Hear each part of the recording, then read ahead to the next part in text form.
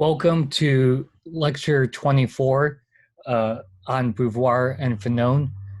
The question of the day or questions of the day are, what's the overall relationship between the type of freedom that Sartre defends, radical or absolute freedom, versus the situated or concrete freedom that Beauvoir defends? And what kind of existential transformations, both beneficial and detrimental, are involved when we engage with the other? So just a couple class announcements. You should see on Spire, our final exam quiz is scheduled for next Friday, the 1st. And I think I'm gonna just make it a 24-hour long quiz, and it'll just have 3 to 4 questions. Second, there'll be a final exam review session, which will be tentatively scheduled for Wednesday, the 29th in the evening, the last day of classes, or it could be scheduled Thursday. And then the final exam take-home essay is due the following Friday, the Friday after final exam period, by 11:59 p.m. on the Turnitin module. Any questions about any of that? And I'll send out the study guide. So as I mentioned, it's just going to be 3 to 4 questions. It's going to be relatively short, something that you can definitely do in just 3 hours, which is how long the exam is scheduled for. And you can just do it anytime during that 24-hour period. Any questions before we begin?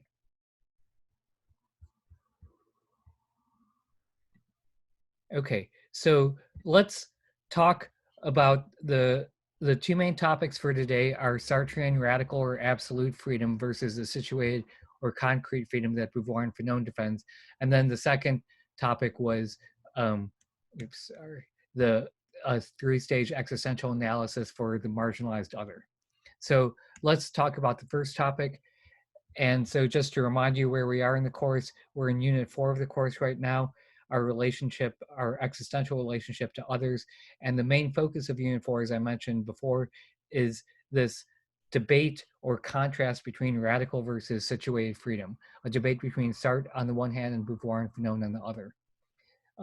So just to historically situate this debate, if you remember, we read Sartre's Existentialism as a Humanism, which he delivered as a famous lecture in October 29th, 1945. And the type of freedom that he defended in that lecture is what I'm calling radical or absolute freedom.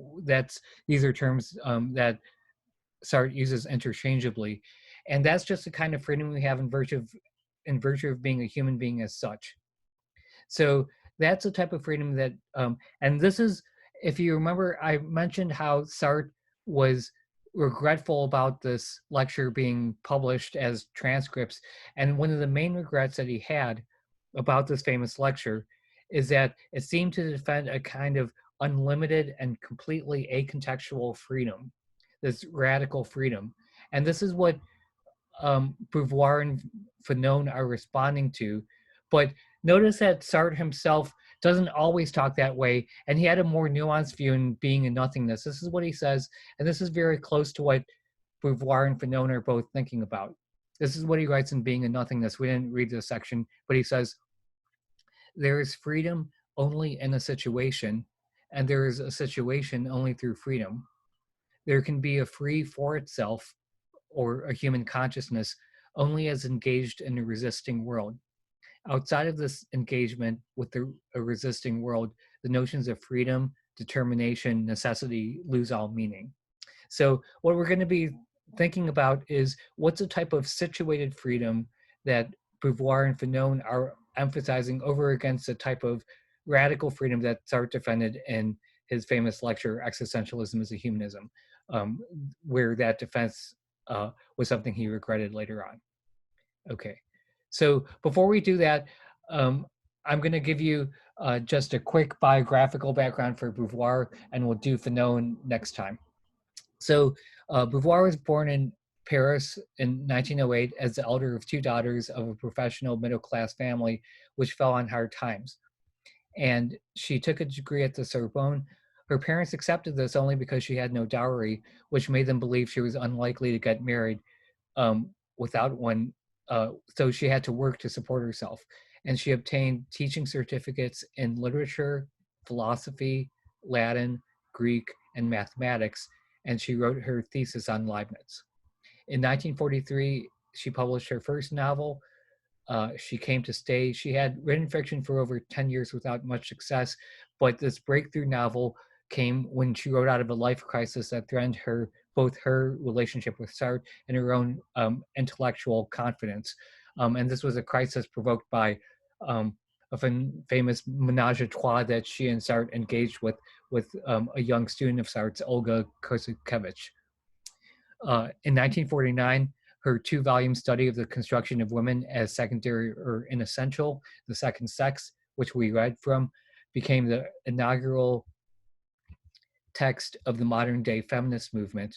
In 1967, she, along with Sartre and Bertrand Russell, participated in war tribunal crimes in Vietnam, and she became an activist committed both to women's rights and the Algerian independence.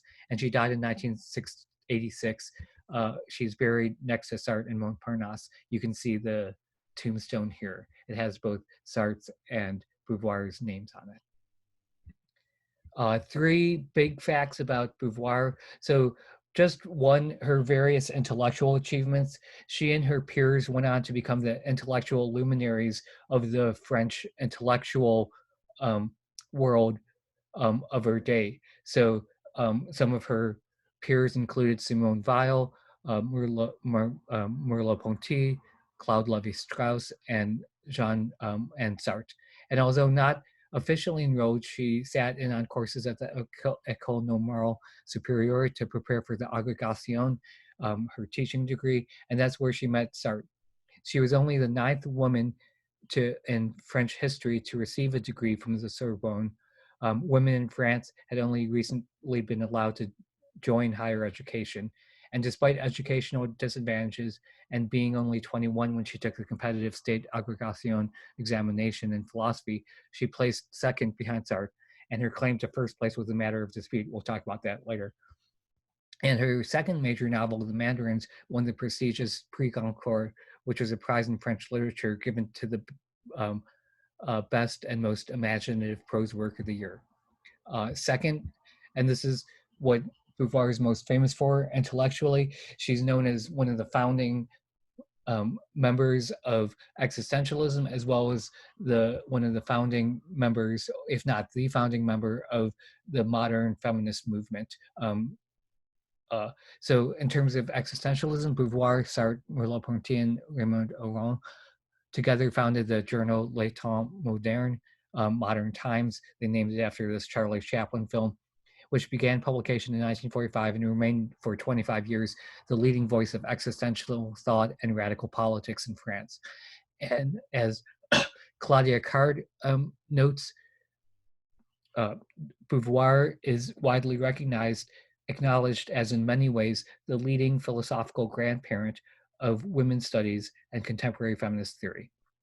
Her monumental Second Sex was an 800-page encyclopedia, which we read from, of folklore, customs, law, history, religion, philosophy, anthropology, literature, economic systems, and the received ideas that have, since time began, objectified women and researched. And this was researched and composed in just 14 months. While she was engaged in other literary projects, she traveled widely, she edited and contributed to Modern Times, and she juggled her commitments to both Sartre and the family, which was Sartre and her entourage of friends, groupies, disciples, and lovers. And also while engaging in a wild transatlantic love affair with someone besides Sartre. And lastly, her overall relationship to Sartre. This is what Judith Thurman, a biographer of Beauvoir, writes. Excuse me. She had a sense of inferiority, it would appear, only in relation to Sartre. They had met in 1929 as university students, she a star at the Sorbonne, he at the École Normale Supérieure, cramming as a team for France's most brutal and competitive postgraduate examination, the agrégation in philosophy. On their first date, she explained Leibniz to him. When the results were posted, Sartre was the first and Beauvoir second. She was the 9th woman who had ever passed. And note that there was some controversy over their ranking. Some judges deemed her the more rigorous thinker, while others thought that Sartre was the more original, and judgments in favor of Sartre prevailed. And just a last note about her and her relationship to Sartre. So her father, Beauvoir, confronted them because they had been living, Sartre and Beauvoir, more or less openly living together. And Sartre, the more bourgeois, the more conventional thinker, he proposed marriage, and Beauvoir told him not to be silly. This is, I forget which biographer, I think this is also from Judith Thurman. Beauvoir had emerged from her age of awkwardness as a severe beauty with high cheekbones and a regal forehead, who wore her dark hair plaited and rolled, an old-fashioned duenna's coif, rather piquantly at odds with her appetites and behavior. Both sexes attracted her, and Sartre was never the most compelling of her lovers, but they recognized in that each possessed something uniquely necessary to the other. As he put it one day, walking through the Tuileries, you and I together are as one. And just as a kind of note about her intellectual relationship with Sartre, most scholars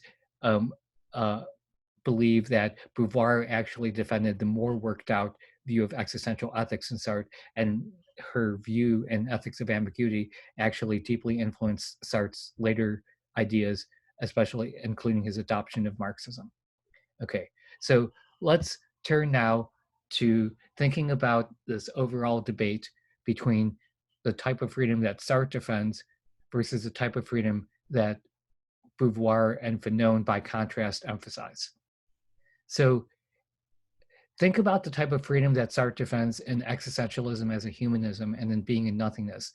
I think there are two main limitations to our freedom for Sartre, our radical human freedom. Can anyone think what those limitations might be? There are two things that in general limit our freedom, our actions in general. What do you think might be some limitations? We talked about this earlier in the semester. This is a question now for everybody. What do you think might be some limitations to radical freedom? Can we do just whatever we want? And if not, what limits our ability to do what we want?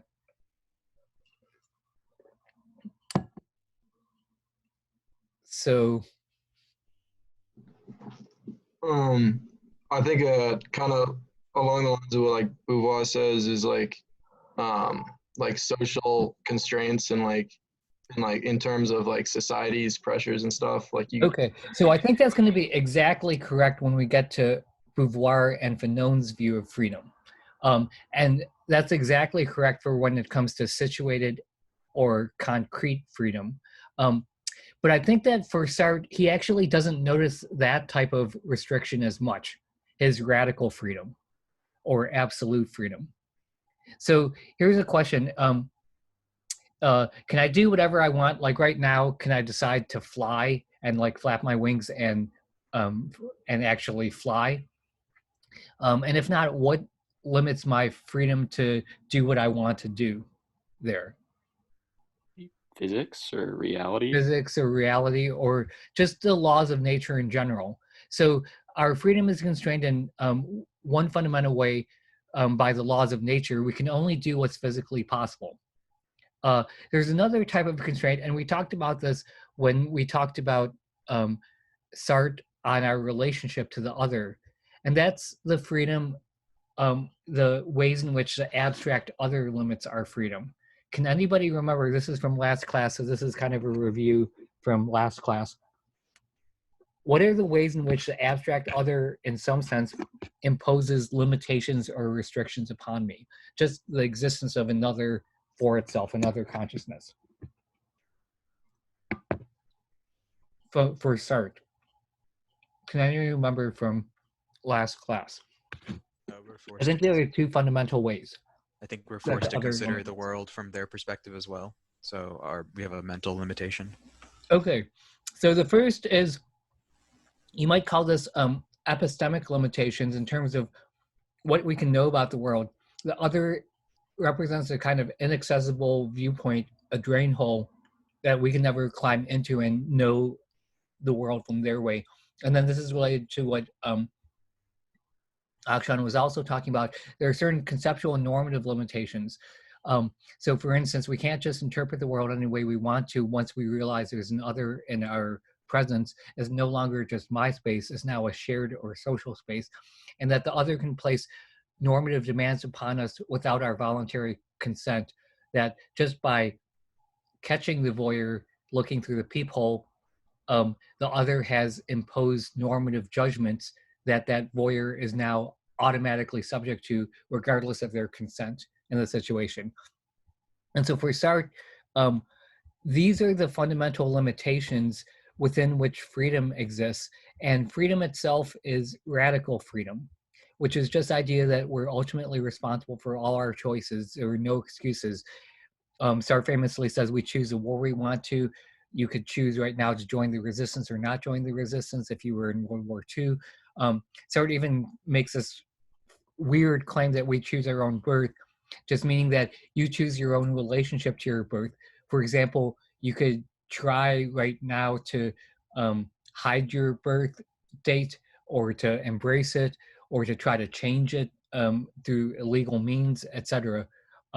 Like on official legal documents. And even like if a gun person put their gun to our head, we can we still have radical freedom to choose how we're going to respond to that gun person. We are not forced to give up our wallet, say. And so if you remember, the two main types of freedom are just theoretical freedom, which is how we interpret or give meaning to a situation via our thoughts, and practical freedom, which is how we respond via our actions to our situation. Okay, and now everyone good on Sartre's view about freedom? We've looked at this many times throughout the whole semester. So now let's look at Beauvoir and Fanon's, and this is related to what Max was identifying before. So what's important about Beauvoir and Fanon is they accept Sartre's limits on freedom, that the laws of nature and the abstract other place certain fundamental basic restrictions on our freedom. But what Beauvoir and Fanon say Sartre ignores is that our freedom is actually much more limited than the kind of margins that he identified as the boundaries that he identified as the limits of our freedom. That it's in a much more constricted space, and that constricted space, as Max pointed out, is due to basic social, political, legal, and conceptual restrictions, which are not natural but socially created, and not just by abstract others, just by for itself as such, but by concrete other people. And so on Beauvoir and Fanon's view, our freedom, the type of freedom that they emphasize, situated in concrete freedom, is actually in a much narrower band than Sartrean freedom. It only exists in this very small space. And this freedom is what we're calling concrete or situated freedom. And here's just a basic explanation of what this type of freedom is. It's that the range or menu of meaningful choices for us, especially for various marginalized groups, women, minorities, oppressed groups, is fundamentally narrowed or limited by the concrete social circumstances they find themselves in. Does everybody, so let me just stop here and see, does everybody understand the difference then between Sartre versus Beauvoir's notion of freedom? This is where Sartrean freedom gets limited just by the laws of nature and the abstract other, but what Beauvoir and Fanon, and so that's the freedom that exists between these black bars, but what Beauvoir and Fanon instead say is that our freedom is actually much more circumscribed than what Sartre is talking about. What you might call meaningful freedom or concrete or situated freedom is actually in a much narrower space. And it's limited not just by the laws of nature and the abstract other, but by social, political, legal, and conceptual restrictions socially created by concrete other people. Any questions, thoughts, or comments? So let me just, this will become more clear as we go through the, I'll give you a few more formulations of how these two types of freedoms differ from one another. So if you remember from last time, the way I introduced this topic was to distinguish between what Rawls calls equal liberties versus equal worth liberties. And what Rawls says is, think about the basic legal, political, civil rights. These are often called first-generation rights by rights theorists. So let's just take for an example the equal right to vote. That's what he calls equal liberties as guaranteed by the Constitution. But what he claims is that some people don't have, even though they have equal liberties, since as citizens they have all the same rights as every other citizen, the worth of their liberties differs from person to person. And these are what we might instead call the second generation rights. This is rights theorists typically describe it this way. Instead of basic political, legal, civil rights, these are socioeconomic rights. So imagine that, like the Constitution of our country guarantees, we have the equal right to vote. But imagine that most people work 10 to 12 hours when the voting actually occurs. This is like, imagine an extreme scenario like this, or that most of the population is illiterate, so they can't even read the voting ballots because there's no public education. Or imagine that most of the population needs to travel many miles to even get to a polling station, and that there is no public transportation and no means of transportation because most people are so impoverished they can't even buy cars. And so the question is, what if we did have these rights as guaranteed by the Constitution, but we didn't have any of the socioeconomic means to enjoy these rights? And the main critique of Rawls's distinction is that one, equal liberties without two, equal worth of liberties, is, as various people put it, a worthless abstraction, something merely formal, and a hollow abstraction lacking any real application. And so this is not true for the United States, but I think South Africa is more sensitive to these kinds of issues. This is what a court ruling from South Africa writes: the achievement of equality, one of the founding values of our Constitution, so think about equal liberties here, will not be accomplished while water is abundantly poured to the wealthy, but not to the poor. That this type of equality is meaningless without this type of equal worth. Okay, so this is now the end of the review from last time. Does this make sense to everybody? What's being said here? Any questions?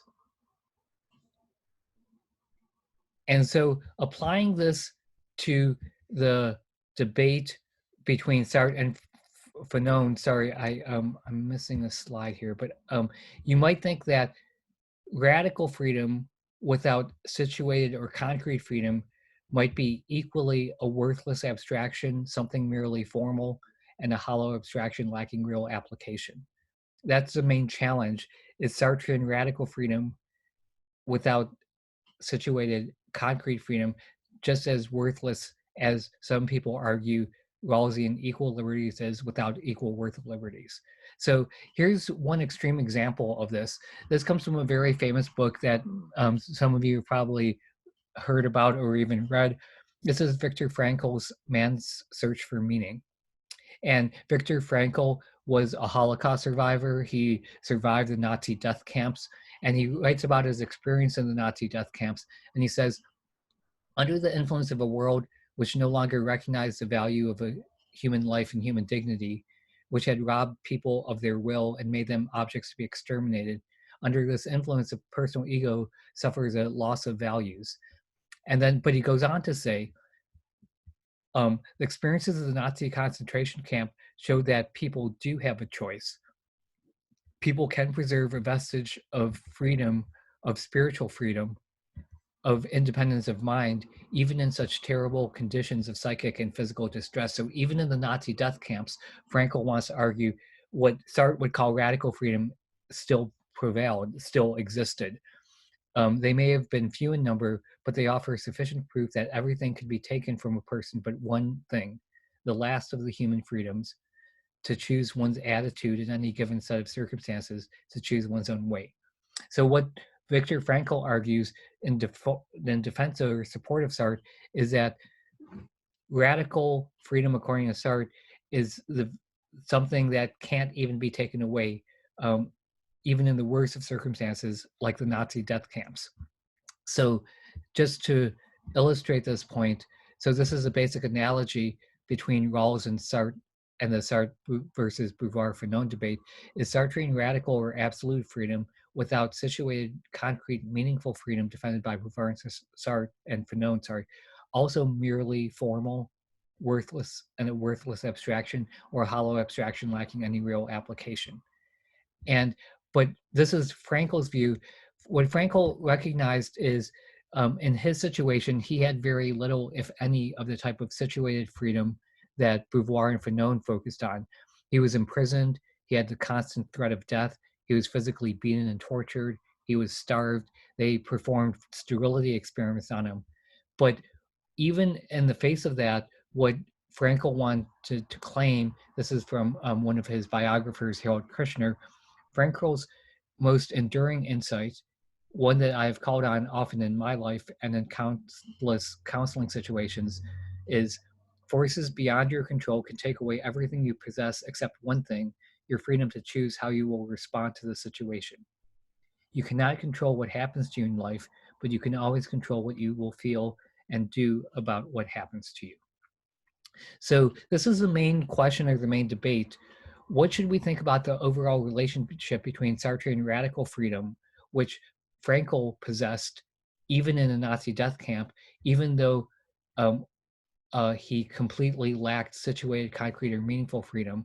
And what's the relationship, the overall relationship between these two types of freedom? And is this, without this, any of this, meaningless? Isn't yeah. Frankel's like the comparison to Frankel kind of, I don't know, not analogous, just because if, like, for example, in the quote previous in the previous slide, there's a notion of taking away, and I feel like Beauvoir and Fanon are arguing that it doesn't exist in the first place because of the ways in which, from from a developmental point of view, the mind is structured, or like the ontology is structured. Yeah. So like Frankel has a freedom that exists prior to, and then he's placed in a circumstance where it's limited, while the women and blacks were at the time, and maybe into today, are like structured from birth or structured from youth. Mm-hmm. So on that suggestion, I think that's a more radical suggestion than what Beauvoir and Fanon want to defend. Because if you don't even have the type of radical freedom that Sartre's talking about, then you're not even a for itself or a basic consciousness that is free, a basic free consciousness. And in some ways, for Beauvoir and Fanon's ideals to be realized, that has to be at least in place, even if there's no situated freedom. So let me just try to outline this, and I'm going to do it two different ways, and then I'll stop and ask for questions. But so what we're trying to do right now is understand the difference between the type of absolute or radical freedom that Sartre defended in Existentialism as a Humanism versus a type of situated or concrete freedom that Beauvoir as a woman and Fanon as a Black man defended or emphasized.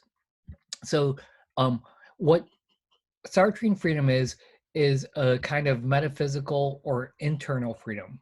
It's just a freedom we have, sorry for the typo, in virtue of our abstract humanity, just in virtue of our being human as such, in virtue of being free consciousnesses. By contrast, situated freedom is not metaphysical freedom, but political, social, and legal freedom. And it's not a kind of internal freedom that we have in terms of consciousness, but a kind of external freedom. And instead of being freedom we have just in terms of being a human and being as such, it's freedoms we have in terms of being a specific kind of human being, where some people might have more of it and other people might have less of it. So whereas Sartrean radical freedom, as we saw, is freedom in terms of thinking how we interpret our situations and acting our internal responses to the situations. And so by contrast, situated freedom is freedom in terms of two main dimensions. First, having a menu of meaningful options or opportunities available in the first place. So for example, think about a very traditionalist and economically underdeveloped country versus a non-traditionalist or economically developed country. in the non-traditionalist or developed countries, they presumably have a greater menu of meaningful options than a more highly traditionalist or highly economically destitute country. But then second is not just that these options exist, but that we have the necessary resources to act upon or pursue such opportunities. Okay, and Simon asks, says that Frankel was already a Jew in Europe before the Holocaust, and whether he had even had a high amount of situated freedom. And the probable answer, the most likely answer is no, he didn't have much situated freedom, and he had even less to almost no situated freedom in the Nazi death camps. But does everybody see the difference between these two types of freedom?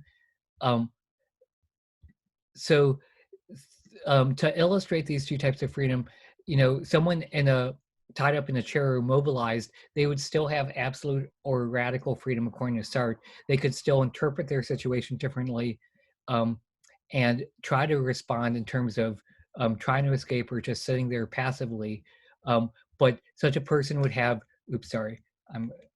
would have little or no situated freedom. So this is how the two types of freedom come apart. Does that make sense, everybody? That the person immobilized in the chair still has Sartrean radical freedom, but they lack what Beauvoir and Fanon instead emphasize as situated or concrete freedom. Okay, so let's just turn to another a couple other contrasts then. So the type of freedom that Sartre's talking about is the type of freedom that a being for itself has or enjoys, in contrast to being in itself, like an inkwell. Whereas a type of situated freedom that Sartre, that Beauvoir and Fanon defend, some people, like Beauvoir is a woman and Fanon is a black man, have much less of it than presumably Sartre as an upper middle class white male in the French society of their day. And so here are just a couple other differences between these two types of freedom. Absolute freedom, you either have it or you don't have it. Consciousnesses have absolute freedom just in virtue of being a consciousness, you have it. Objects don't. By contrast, situated freedom comes in degrees. You can have either more or less of it. Even if you're above the threshold of having it, then there are some people that can have more situated freedom and others that might have less. Second contrast, radical freedom is highly secure. Even Frankel in the Nazi death camps still retained radical Sartrean freedom. This is what the Stoics famously called this kind of inner citadel that you can't touch or affect, even with terrible external circumstances. By contrast, situated freedom is highly insecure. It can be changed, dramatically increased or lessened, decreased by political means, social means, economic, physical violence, etc. Third, absolute or radical freedom depends solely on internal factors, namely on your consciousness functioning correctly. But by contrast, situated or concrete freedom obviously depends not only on having consciousness, but also that certain external factors obtain too. That you have the right political, legal, social, conceptual, external circumstances that are favorable to more situated freedom as opposed to less. And then lastly, absolute or radical freedom, the main contrast is comparing ourselves to non-persons, to physical objects, or to lower animals. By contrast, the main contrast when talking about situated freedom is comparing ourselves with other people, that some people have less situated freedom and some people have more situated freedom than others. Okay, so the um, uh, I feel like I'm doing a lot here. Maybe I should stop now and just see. Does everybody get a rough idea then about what absolute Sartrean freedom or radical Sartrean freedom is versus situated or concrete freedom as defended by Beauvoir and Fanon? Does everybody see what the basic differences are? And does this contrast make sense to everybody?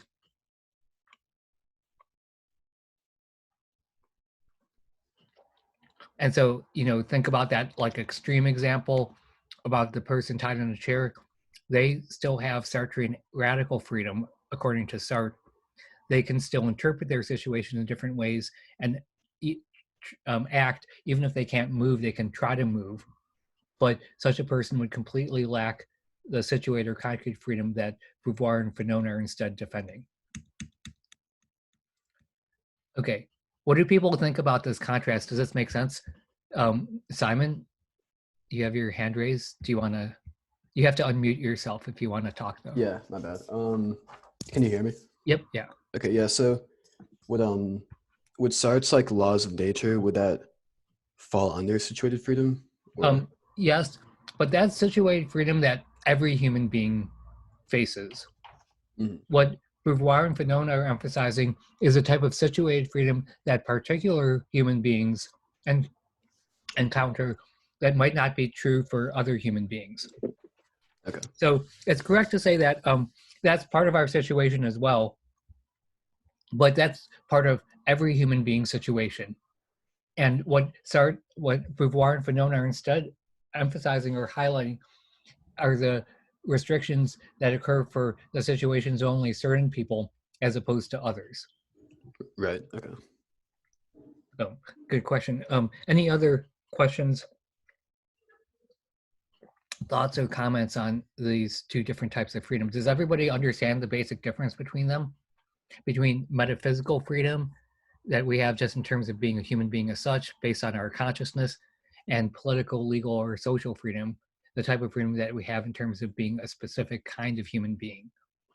I'm just a little bit confused on whether or not Sartre believes that we can like actually control the way we feel. Mm-hmm. Like, because I don't think you can actually like choose the way you feel about something. Right. So what Sartre would say about that is there's a yes and no here. In one sense, feelings just happen to us. Like right now, I might be feeling tired, I might be feeling sad, I might be feeling happy, etc. But what Sartre says is that happens to us, but now that it's happened, we always have the choice of how we're going to respond to that feeling. So say that I'm now feeling sad, but I now have the choice of responding to that feeling by, say, trying to distract my attention to make myself happier, or by embracing my sadness. And I'm thinking that just because it's like a gray, cloudy day outside. But so even though the initial feeling just happened to us and is outside of our control, our response to those physical feelings is in our control, according to Sartre. Any other questions before we move on to now talk about the main debate or clash between these two types of freedoms? So this is just trying to lay out what the nature of these freedoms are, and making sure that everybody understands the difference between them. Okay, so here's the main debate, the main challenge that Beauvoir and Fanon raise against Sartre. Is Sartrean absolute or radical freedom without high levels of situated freedom also a worthless abstraction? So recall that absolute freedom is this kind of stoic inner citadel, this ability to choose how we think or respond to the situation that even a Nazi death camp can't take away. Even in the Nazi death camp, Frankl still had the ability to think about a situation in different ways and to respond to it in different ways, just by being a human being. By contrast, So Frankel had little, but what if that absolute freedom existed in connection with little or even no situated freedom? And so you can think about Frankel in the death camps. An even more extreme example, this comes from Joseph Raz, is the hounded woman example. This comes from his book, The Morality of Freedom. Imagine a person finds herself on a small desert island and that she shares the island with a fierce carnivorous animal which perpetually hunts her. Her mental stamina, her intellectual ingenuity, her willpower, and her physical resources are taxed to their limits by her struggle to remain alive. She never has a chance to do or even think of anything other than how to escape from the beast. And the question is, what if you had little to even no situated freedom, like say the hounded woman? How meaningful is absolute freedom without situated freedom? And does it also just amount to a worthless abstraction? And so some of the questions that we want to address then are, these are the two main ones. What are the concrete social, political, legal, and conceptual restrictions that women and blacks in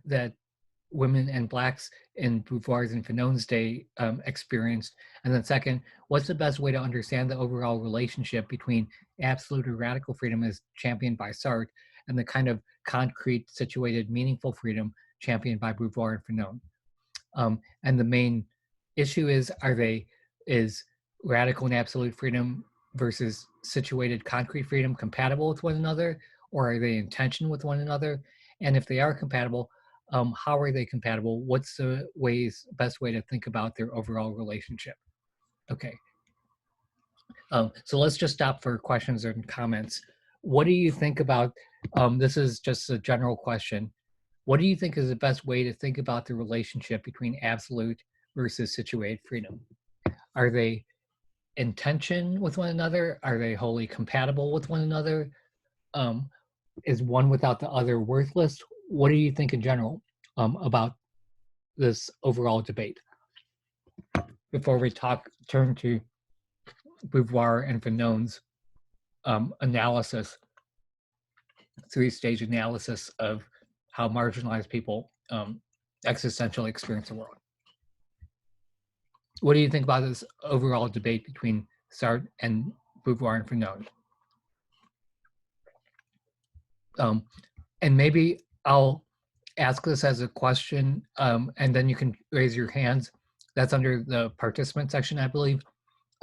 So try to raise your hand here. How many people find themselves agreeing more with Sartre and Frankel about the importance or priority of radical freedom?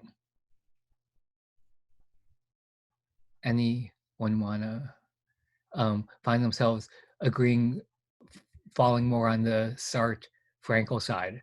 And then how many people find themselves, and then the third option is you're unsure, find themselves agreeing more with the Beauvoir and Fanon on situated freedom,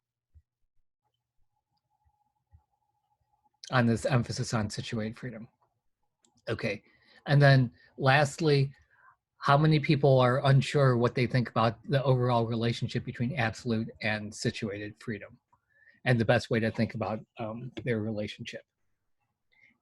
Okay, so let's talk about the situated freedom first and the people who voted for that. There were 3 hands I saw. Any of you want to defend why you think that you side more with that we should be emphasizing giving a priority to situated freedom, say, as opposed to absolute freedom? Or why, in general, do you find yourself agreeing more with the Beauvoir Fanon line of thought than the Sartrean line of thought? I just personally think there's more examples of situated freedom, obviously in race and gender and all that, but also just like I think in jobs and the tier systems and jobs and whatnot, I think a lot of people probably experience more situated freedom. And that said, I think, like you said, the relationship between them, I think without situated freedom, absolute freedom would be worth a lot less. Like you kind of need to experience both to appreciate one or the other. Yeah. And so, to the challenge, is absolute freedom just a worthless abstraction? Everybody has absolute freedom when they go in for a job interview, but some people have much more situated freedom than others. And so you might think that absolute freedom without that kind of situated freedom is meaningless or not very meaningful. One other person who wants to defend this Beauvoir Fanon emphasis on absolute freedom, situated freedom. I completely agree with this and everything he just said. I think that it's just a lot more realistic than it would, because everyone deals with that. So I can only see it kind of through that lens. And then how about the people who were unsure about the overall relationship between absolute and situated freedom, and which one is more important, or which one should be given priority, or what their overall relationship should be? I definitely agree with the points that like situated freedom can be a worthless abstraction or it can be worthless abstraction if there's no situated freedom. But I also think like without the concept of absolute freedom, there's really no concept of freedom in general. Like it's hard to imagine you having situated freedom and being free if you didn't have any absolute freedom. Yeah. So, in some sense, while you might think that situated freedom has more priority in terms of our daily lives, in another sense, you might think, well, you can't even have situated freedom without absolute freedom existing in the first place, without us being consciousnesses who have this kind of freedom to respond or think about our situation in different ways. And other people who are unsure on the fence, or maybe who wanted to defend absolute freedom, notice that that's the type of freedom that Frankl embraced and cherished even in the Nazi death camps, even with little or no situated freedom. But then you have something like the hounded woman, and then the question is, how meaningful is absolute freedom in that kind of circumstance? I don't necessarily think that they really, the two sides cancel each other out. I think they just they're kind of different ways of looking in different scenarios. So I think they're kind of independent of each other in that sense. So you think they're compatible in that way? Is that what you're saying, Jake? Yeah, I just think that they're kind of two different ways, like two different ways of looking at the situation. Like the absolute freedom is more based on like just the internal mind, whereas the situated freedom is based on events like outside of our minds. So I don't think they're really like, I think they're just very different. Yeah. And so and then one other person who wants to respond just and so if they're very different, then what should we think in terms of like what should we be prioritizing or valuing more? Or even if they're different, there might be different ways that they relate to each other.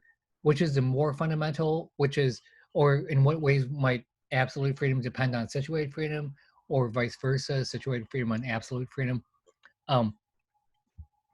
These are just, does one more person want to respond to this the question about the overall relationship between these two types of freedom? I guess for me, like the thing that stuck out to me both in Fanon, and I think it actually is reflected in the Raz quote, which is the ways in which the situated freedom reflects onto at least our perception of our absolute freedom. So like maybe you can make an argument that like maybe like everybody has the capacity for absolute freedom, but and obviously like there's the ways in which like it gets manifested. So like you could think about it like the buying power of your dollar. So like maybe like your buying power of your dollar is really low or whatever.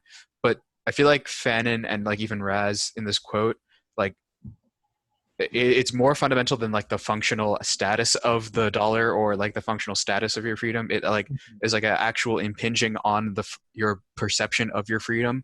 And I think the example of like Bigger Thomas that Fanon focuses on, of like how the way he acts is not simply just like he thinks about his freedom and what he like how he can respond to the freedom in limited ways that reflect the outside world, and that impinges upon the absolute freedom. And I know Frankel says like that, and that's why we need to promote it and stuff like that. But, so that's why I'm kind of like still mixed about everything. So. Yeah. So what Akshan nicely highlights, so I forget, I think it was Simon, maybe, I can't remember, pointed out that Jacob also talked about it. Situated freedom in some sense depends on absolute freedom, in the sense that like unless you're a consciousness, you can't even like realize your situated freedom. But what Akshan is pointing out is that situated freedom, so in that sense, like absolute freedom seems fundamental, and situated freedom is presupposing absolute freedom. But in another sense, situated freedom actually can affect how we think about our absolute freedom and how we think about our agency in general. And so with that, let's turn to, and so just keeping this in mind, what's the best way to understand the overall relationship between absolute or radical freedom as championed by Sartre versus concrete or meaningful or situated freedom as championed by Beauvoir and Fanon, and are they compatible or incompatible? What are the tensions, and how should we best think about their overall relationship? So let's turn now to the second topic, Beauvoir and Fanon's three-stage existential analysis for the marginalized other. So thinking about our standard three-stage picture of the existential crisis and our response to the crisis, and starting off with stage one, non-reflective human existence, what I think Beauvoir and Fanon would both want to say about how the marginal other existentially experiences their world, their lives, the non-reflective human existence for them is a highly circumscribed situated freedom, a highly restricted situated freedom, and that there are two main dimensions for such restrictions. First, political, legal, and socioeconomic restrictions, and then second, I'm going to distinguish those from conceptual restrictions. So let's talk about each one of these applied to both the situation of women and the situation of Black people in Beauvoir and Fanon's day. Okay, and so to do this, let's do a kind of, I'm going to ask you a trivia question, a couple of trivia questions. Question, when do you think women got the right to vote in France? Any guesses? When do you think women got the right to vote in France? Wasn't it around World War II? Yes. So guess a specific year. 1940.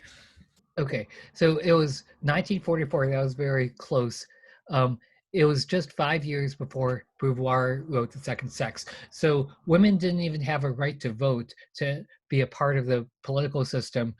They only got that right a little less than 80 years ago in France. And then here's a second question. When do you think women got the right to open a bank account or to have a job without their husband's permission in France?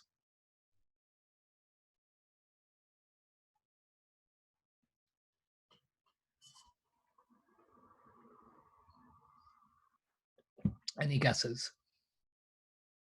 And then you can just shout out a year. 1967. Oh, very good. Oh, yay. Having very good guesses. So it was 1965. And so also at the time of the Second Sex, abortion and contraception were illegal, and women had no parental rights over their children. So just thinking about that, that's pretty shocking to think about that. Less than 60 years ago, women couldn't even have a job without their husband's permission, or couldn't even open a bank account in their own name. And that was just 6 decades ago. And this is the context in which Beauvoir wrote The Second Sex, that just 5 years after women got the right to vote. So here are just some concrete political, legal, socioeconomic restrictions for both women and blacks. Women in France and then blacks in Martinique, which was where Fanon was from, and the French Empire. So for women, there was no secondary education until the end of the 19th century, from 1870 until 1879 to 80. There was no legal majority until 1893, and legal majority just meant that they were recognized as adults in the eyes of the law, and not until 1938 for married women. So single women were recognized as adults in their own right, having all this, in the eyes of the law. Married women, not until 1938. There were no voting rights until 1945, and no equal rights over the family until 1970. The situation of blacks was even more extreme. Obviously, there was no recognition of basic personhood in the French Empire or Martinique, where Fanon was from, until 1794. Blacks were treated as mere property that could be bought or sold or passed down from generation to generation. They had no legal standing at all. There was no voting rights for indigenous peoples in Martinique until 1848, and those obviously only extended to male black people in Martinique. In 1958, there was a famous Year of Africa, where blacks in African colonies were allowed to vote in the French constitutional referendum, and that resulted in the creation or independence of 17 black nations. And this was, Fanon died in 1961, so this was just before the end of the Algerian War of Independence in 1962, when Algeria was finally liberated from French colonial rule. And then in terms of conceptual restrictions, here's just some examples of how the way we think and talk creates restrictions for marginalized others. First, I'm going to do the black versus white contrast. So the basic contrast here is that in the English language, black is often conceptualized as somehow just related to badness, whereas white is conceptualized as just related to basic goodness. So here are just some examples of this. The black sheep of the family is the one who's a disgrace or embarrassment to their group. A black day is a day when something very unfortunate or sad or unpleasant happens. A black list is a list of persons or things considered undesirable or deserving of punishment. To be black-hearted is to be disposed to doing or wishing evil, to be malevolent or malicious. A blackguard is a rogue or devil or villain or unprincipled, contemptible person. And this is like a shocking phrase, but like as black as the devil is to be of a thoroughly evil, mean-spirited, or ungenerous mindset or disposition. And so compare and contrast those conceptualizations of blackness, where black is just conceptualized as bad, with our basic conceptualizations of whiteness. So instead of the white hat is a good guy in old Westerns, or the hero, versus a black hat who's a villain, the attacker with evil intentions. A white lie protects people's feelings and is unselfish, whereas a black lie is regarded as causing harm and selfish, self-interested. White magic is healing magic, versus black magic is destructive and evil. To hit the white is to be correct or to be right on target. And this is a pretty surprising phrase as well. To be whiter than white is someone who's completely good and honest and never does anything bad. Any thoughts before we turn to the conceptual restrictions on women? So let's turn to those. And this comes both in philosophy and religion. So many of these came from Beauvoir identified these, but here are some extra ones. So in philosophy, conceptualizing females, so females were typically regarded as bad, whereas maleness was regarded as good. Pythagoras said that the good principle is created order, light, and man, versus a bad principle, which is created chaos, darkness, and woman. Aristotle claimed that females suffer from a certain lack of qualities or natural defectiveness. They're incomplete men. Oh, sorry. Aquinas says that women are incomplete men or incidental beings, as opposed to the kind of necessary beings which men are. Rousseau, who was the most important moral and political philosopher that both Fanon and Beauvoir, most important French political or moral philosopher that they would be familiar with. Rousseau says in Emile, women is specially made to please man. And then this just sounds like a justification of what we nowadays call rape culture. This is Rousseau talking about the relationship between men and women. The one, men, should be active and strong, the other passive and weak. It's necessary that the one have the power and will, men. It's enough that the other, women, should offer little resistance. And as Beauvoir herself puts it, the situation of woman is that she, a free and autonomous being like all human creatures, and this responds to, this is related to Akshan's question from before. I think that both Beauvoir and Fanon see us as having Sartrean radical freedom, being radically free, but women nevertheless find themselves living as radically Sartrean, free in the Sartrean sense, nevertheless find themselves living in a world where men compel them, her, to assume the status of the other. So even though she has radical freedom, she lacks this kind of situated freedom in terms of how she thinks about herself. She has to think about herself as the other.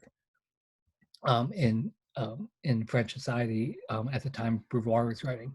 And just as an example from religion, this comes from the Jewish prayer book on the three blessings. And one of the morning blessings that Jewish males are supposed to say is, "Blessed are you, Lord our God, King of the universe, who has not made me a woman."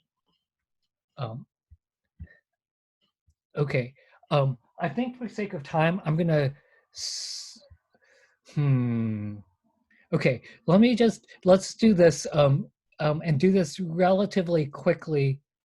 Well, let's see, let's just do this. So one of the most famous discussions of the different ways we conceptualize male and female and what's characteristic of men versus women comes from Carol Gilligan's book In a Different Voice. She was a famous student of Lawrence Kohlberg, and she criticized Kohlberg's moral maturity scale. What happened on Kohlberg's moral maturity scale is that at one point girls would typically outpace boys, but then at some point, in terms of the most mature ethical thinking, men would always be superior to women.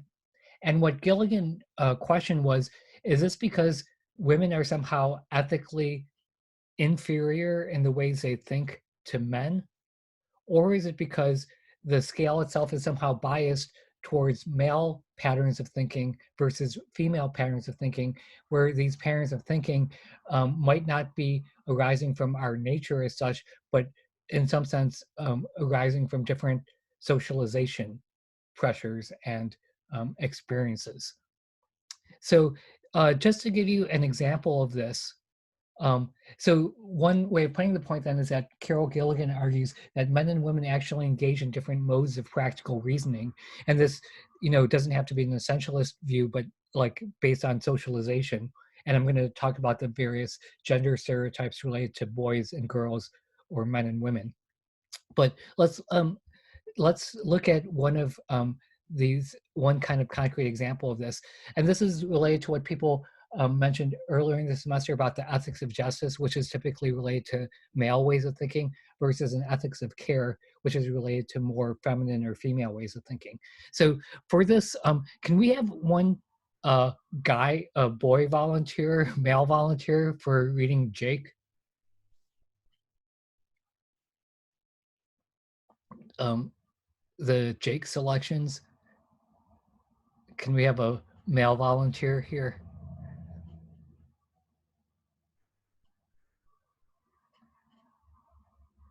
Okay, Akshan. And then can we have a female volunteer for reading the Amy selections? I can do that. Okay, great, thanks. So I'll be the interviewer, I'll be asking the blue questions. So when responsibility to, and now as I'm reading this, like just think, and as students are reading this, just think about what are the typical male versus female ways of thinking about ethics and our relationships with others, etc. And that this could be the result of socialization in terms of how we should be thinking as males versus how we should be thinking as females. Interviewer question. When responsibility to oneself and responsibility to others conflict, how should one choose? Jake? You go about 1/4 to others and 3/4 to yourself. And Amy? Well, it really depends on the situation. If you have a responsibility with someone else, then you should keep it to a certain extent, but to the extent that it is really going to hurt you or stop you from doing something that you really, really want, then I think maybe you should put yourself first. But if it is your responsibility to somebody really close to you, you've just got to decide in that situation which is more important, yourself or that person. And like I said, it really depends on what kind of person you are and how you feel about the other person or persons involved. Okay, and so just to clarify, so what Kohlberg argued was that women's ways of thinking were more wishy-washy as opposed to more principled, et cetera, and so they were somehow more ethically immature or less ethically more or morally less developed. And so then let's go to the second question. And so the first question was when responsibility to oneself and responsibility to others conflict, how should one choose? And now why? So here's Jake's answer. Because the most important thing in your decision should be yourself. Don't let yourself be guided totally by other people, but you have to take them into consideration. So if what you want to do is blow yourself up with an atom bomb, you should maybe blow yourself up with a hand grenade because you're thinking about your neighbors or about your neighbors who will die also. And then Amy. Well, like some people put themselves in things for themselves before they put other people, and some people really care about other people. Like, I don't think your job is as important as somebody that you really love, like your husband or your parents or a very close friend, somebody that you really care for, or if it's just a responsibility to your job or somebody that you barely know, then maybe you go first. But if it's somebody that you really love and love as much or even more than you love yourself, you've got to decide what you really love more, that person or that thing or yourself. And how do you do that? Well, you've got to think about it, and you've got to think about both sides. And then keep going. And you've got to think which would be better for everybody or better for yourself, which is more important and which will make everybody happier. Like if the other people can get somebody else to do it, whatever it is, or you don't really need or don't need you specifically, maybe it's better to do what you want because the other people will just be fine with somebody else, so they'll still be happy, and then you'll be happy too because you'll do what you want. Okay, thanks, Jake and Amy. So this is, before we talk about the traditional gender stereotypes, and I think they're reflected in Jake and Amy's answers. And so question, how old do you think the interviewees here are, Jake and Amy? Based on their responses, how old do you think they are? Any guesses? Maybe like undergraduates or so like age, what like late teens, early 20s. Okay, any other guesses? I was thinking late 20s. Okay, so they're actually 14, 14 and 13. And that was like, I think you could see that more in like the Jake's answers. Yeah, like, with the hand grenade. The hand grenade and the atom bomb, etc. And so this is, I think this ethics of care versus ethics of justice distinction that Gilligan points out is really related to the typical way that women are socialized and the gender stereotypes that women are expected to conform to versus its gender stereotypes that men are expected to conform to. So just to highlight a couple of these, for women, they're supposed to be not aggressive versus men are aggressive. Women are dependent versus men as independent. Women as passive, men as active, women as indecisive, men as decisive, women as talkative, men as not at all talkative, women as gentle, men as tough, women as sensitive to others' feelings, men as less sensitive to others' feelings, and nurturing versus non-nurturing, verbal versus analytical, kind versus cruel, tactful versus blunt, etc. And this is related to the most famous line of Beauvoir's Second Sex. This is a line that one is not born, but rather becomes a woman. This is the first conceptualization of a distinction which is now very common today in feminist theory and other areas of thinking about this. Does anyone know what this distinction is referring to? This is one of the first conceptualizations of this distinction, this claim that Beauvoir makes: one is not born, but rather becomes a woman. Like gender as performative? Gender versus what? Oh, gender versus sex. Right. This is one of the first formulations of the gender, sex versus gender distinction. And does anyone know, so which is related to which? So what is sex related to? Biology. Sex is related to biology. So this is, distinguishing male and female, versus gender, which is instead what Beauvoir is arguing here. Gender, by contrast, is a social construction, and that this is where we get women and man on Beauvoir's way of putting it, but what we now think more in terms of like feminine versus masculine ways of thinking. And the idea is that different societies might have had totally different social constructions for what feminine versus masculine is supposed to be like. Okay, so this is the first stage, and we'll probably only get to stage 2 and then have to do stage 3 next time.